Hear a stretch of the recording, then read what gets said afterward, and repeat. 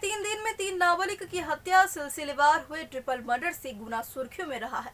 इस बहुचर्चित केस में 5 साल अदालत का फैसला आ गया है और टीवी चैनल पर क्राइम शो देखकर अपने 3 दोस्तों की हत्या करने वाले युवक को द्वितीय अतिरिक्त सत्र न्यायाधीश वर्षा शर्मा ने आजीवन कारावास की सजा सुनाई है। घटना को अंजाम देते वक्त उसकी उम्र करीब 17 साल थी, लेकिन इस अपराध को हिनियस क्राइम मानते हुए कोर्ट ने हर उस दलील को खारिज कर दिया है जिसमें अपराधी को नाबालिग मानकर रहम की अपील की गई। पुलिस ने इस मामले में अपराधी की मां को भी सह आरोपी बनाया था, जिसकी सुनवाई कोर्ट में चल रही है। और साल 2017 मई का महीना सिंचाई विभाग में पदस्थ अंतर सिंह मीना ने अपने बेटे हेमंत 17 वर्षीय उम्र की गुमशुदगी की रिपोर्ट दर्ज कराई थी। हेमंत 18 मई की रात 8 बजे पिता से 40,000 रुपए लेकर सेकंड हैंड बाइक खरीदने का कहकर निकला था। उसके साथ 17 साल का दोस्त हनी दुबे भी था।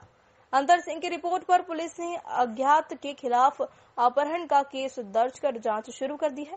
पिता ने हनी और उसकी मां पूनम पर शक जताया था कि तत्कालीन टीआई आशीष सप्रे ने हनी और उसकी मां पूर्णिमा उर्फ पूनम उर्फ पक्का को पूछताछ के लिए थाने बुलाया।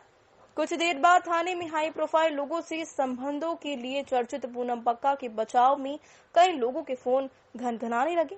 इसी बीच पुलिस को जानकारी मिली कि हनी के 2 दोस्त लोकेश लोहा और ऋतिक नामदेव भी लापता है। खोजबीन में एक के बाद एक 3 जली हुई लाशें अलग अलग स्थान पर मिली। पुलिस ने पड़ताल आगे बढ़ाई तो पता चला कि मर्डर का आइडिया नाबालिग को टीवी चैनल पर प्रसारित होने वाले एक क्राइम शो से आया था।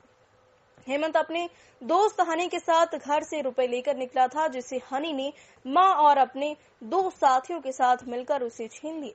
विरोध करने पर बियर की बोतल से हेमंत की हत्या कर दी गई। उसके सिर पर 2 बार बोतल से हमला किया गया और फिर कांच के टुकड़े से उसका गला काट दिया गया। सबूत मिटाने के लिए झाड़ियों के बीच उसके शव को पेट्रोल डालकर जला दिया गया और यह घटना खेजरा के आगे हुई। अंतर सिंह ने 50 लाख की फिरौती देने के लिए हामी भर दी, पर वह सीधे पुलिस के पास पहुंच गए। लोकेशन के आधार पर पुलिस इंदौर पहुंची और ऋतिक गुना लौट आया।